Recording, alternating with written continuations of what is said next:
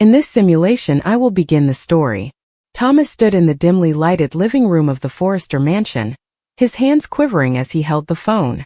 The great room, which was usually filled with family talk and the aroma of fresh flowers, felt heavy, the air thick with unspoken concerns. Hope paced back and forth, her golden hair reflecting the light from the chandelier, her blue eyes wide with perplexity and mounting dread. She just returned from a hard day at Forrester Creations, anticipating a calm evening with their son Douglas. But Douglas wasn't present. His toys were thrown on the floor, and a half-finished picture of a family portrait lay abandoned. Thomas's hand shook as he gripped the phone, which showed a message from an unknown number. "Douglas is safe with me. Do not look for us." He recognized it as having originated in Paris.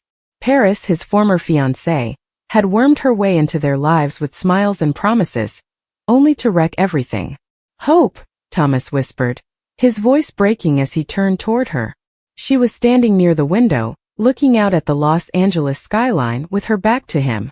She turned slowly, her eyes meeting his, filled with tiredness and hope that tonight would be different, that they could finally talk about their future without being haunted by the past.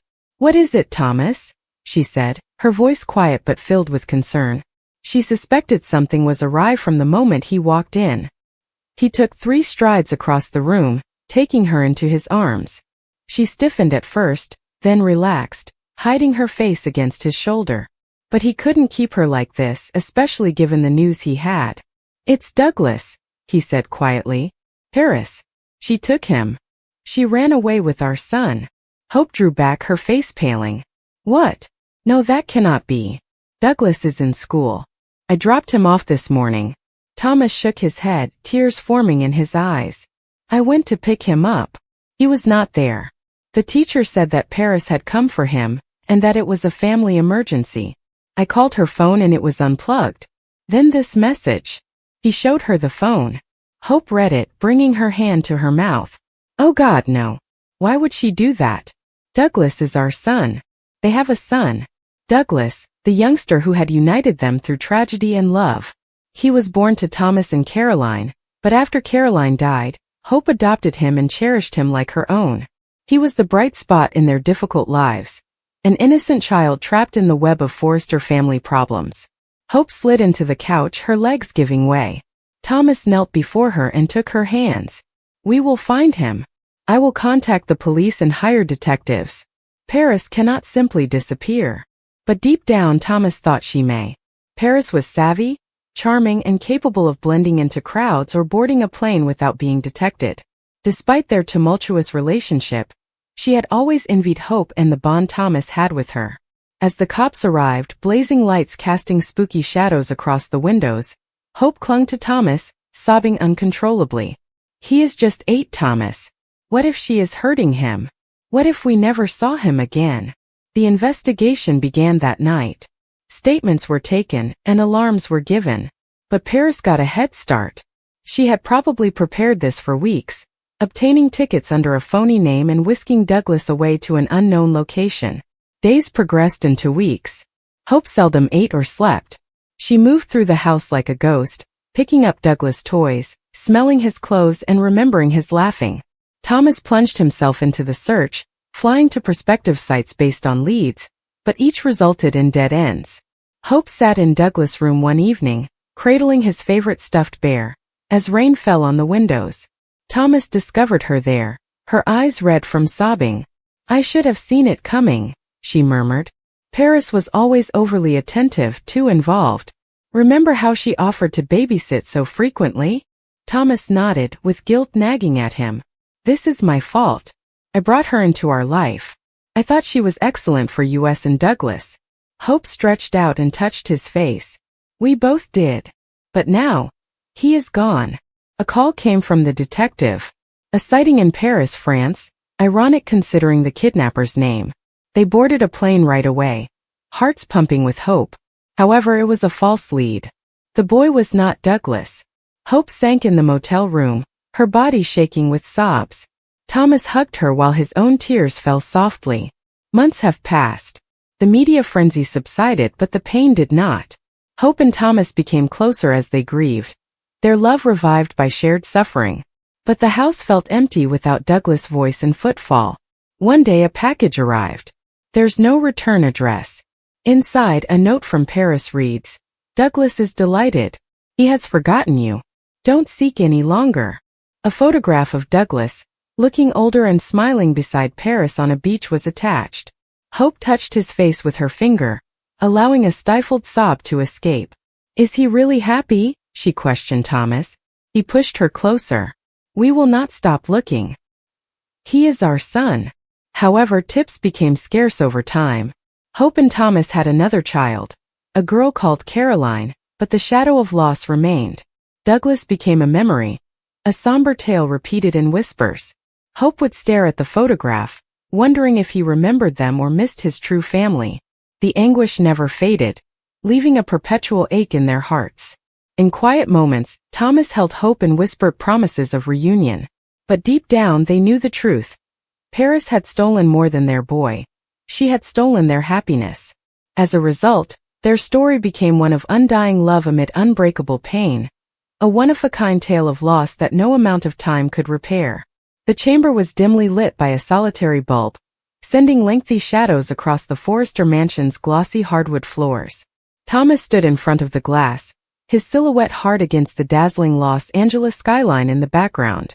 His hands squeezed into fists at his sides, his knuckles white from the strain of fighting back the tempest screaming within him.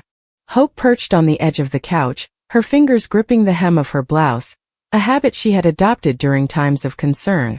She had returned home early from work, suspecting something was wrong, when Thomas contacted her in that shaky voice. Douglas should have been there, bursting through the door with his backpack thrown over one shoulder, telling them about his day at school. The house was strangely silent, absent of the boys' contagious laughter. "Thomas," Hope whispered quietly, her voice full of concern as she rose to approach him. "What is going on? Where is Douglas?" He turned slowly, his eyes, which were typically full of resolve and charm, hollowed out by anguish that appeared to age him in an instant. His dark hair was tousled, as if he'd ran his fingers through it 100 times. He opened his mouth, but the words stuck in his throat and choked him. Finally, he whispered, "Hope, Paris took him. She kidnapped our son and fled." The globe slanted in favor of Hope. Her knees buckled, so she clutched the back of a chair to support herself. "What? No, that cannot be correct. He was at school. I kissed him farewell this morning. He had a drawing of our family that he wanted to show you." Thomas crossed the room in 2 steps, grabbing her in his arms. She could feel his fast and furious heartbeat on her chest. "I went to pick him up." The teacher stated that Paris arrived early, and informed them that it was a family emergency. "She had a note and falsified my signature. They'd already left when I arrived. I tried calling her phone, but it was turned off. The cops are on their way, but Hope, she has vanished with him." Hope's eyes welled up with tears as the truth of the situation hit her. Douglas, their lovely baby, was the light that shone through the darkest chapters of their lives. He wasn't her actual child, born from Thomas's brief marriage to Caroline, but Hope had adopted him and cherished him as her own following Caroline's untimely death. Douglas had filled the voids in their rocky relationship, his innocent smile a reminder that love could heal even the most profound scars. Paris, the lady who had insinuated herself into their world with planned ease, had broken that love apart. Her jealousy festered like a secret cancer. "Why?" Hope sobbed, pushing back to look at Thomas's face. "Why is she doing this? Paris was part of our group. She contributed with design at Forrester. Douglas liked her." Thomas's jaw tightened, sorrow etching lines over his brow. "I believe it's because of us. She was never over our engagement breaking apart. She noticed how close we've gotten again, how Douglas calls you Mom. She must have snapped. I should have noticed the signs, the way she lingered around him, the odd comments about starting fresh." The cops arrived soon after, their queries a jumble of notebooks and sympathetic nods. Amber alarms were given and airports were checked, but Paris was savvy. She had methodically arranged this using cash, avoiding cameras, and possibly even altering their appearance. Douglas, with his big eyes and curly hair, could pass as any child. As night fell, Hope paced the living room, her thoughts racing with horrifying possibilities. What if Douglas felt scared? What if Paris's lunacy caused him harm? Thomas attempted to console her, but his anguish mirrored hers. They gripped together on the couch, the silence broken only by Hope's muted cries. The days after were a nightmare of sleepless nights and unsuccessful searches. Hope missed appointments at Forrester Creations because she couldn't focus on fashion while her life was falling apart. Thomas engaged private investigators to search social media and contacts for any clues. A report came in about a woman matching Paris' description boarding a train with a child in San Francisco. They ran there, hearts beating, only to discover it was a false lead. Hope's disappointment broke her. She slumped in her hotel room, sobbing uncontrollably. Thomas hugged her, offering reassurance, but his voice was filled with skepticism. Weeks became months. The media named it the Forrester kidnapping, with photographs of Douglas dominating headlines, but public attention dwindled as other scandals surfaced. Hope's once vibrant attitude faded. She lost weight, and her eyes were clouded by constant concern. She visited Douglas's room on a daily basis, sitting on his bed and hugging his favorite toy, a plush lion named Rory. "Come back to us," she'd plead, as if the words might bring him home. Thomas immersed himself into his craft, creating collections inspired by grief, with dark fabrics and severe lines that reflected his inner agony. But at night, he'd break down and admit to Hope, "I failed him. I failed both of you." Their friendship, which had previously been riddled with betrayal and forgiveness, grew deeper as they shared pain. They leaned on each other, finding solace in quiet moments, but Douglas' absence was overwhelming. One rainy afternoon, a parcel was delivered anonymously. Inside was a letter in Paris handwriting that said, "Douglas is mine now. He's content here away from your drama. Stop looking." A photograph was sent showing Douglas on a sunny beach, his hair longer, and smiling tentatively beside Paris. Hope glanced at it, her finger tracing his features. "Does he seem happy, Thomas? Or is he scared?" Thomas inspected it carefully. "He's our boy. We will find him."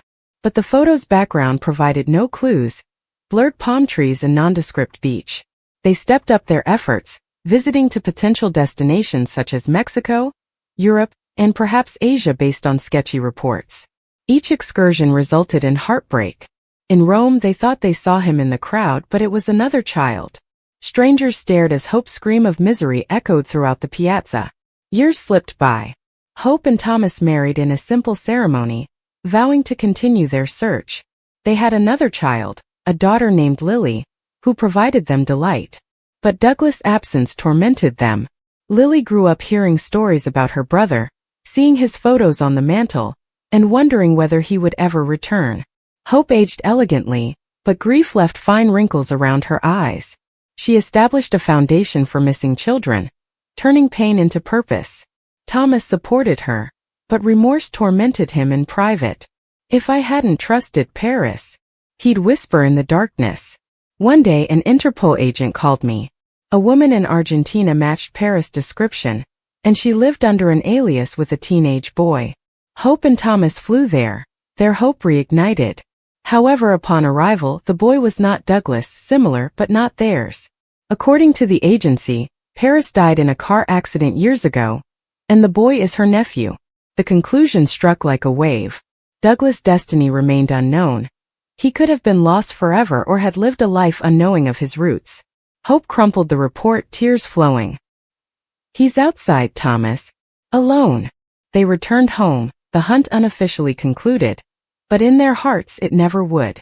Family gatherings at the Forrester estate were melancholy, with Douglas's vacant chair serving as a silent reminder.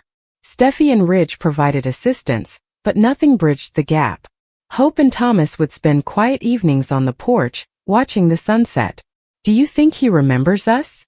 Hope asked.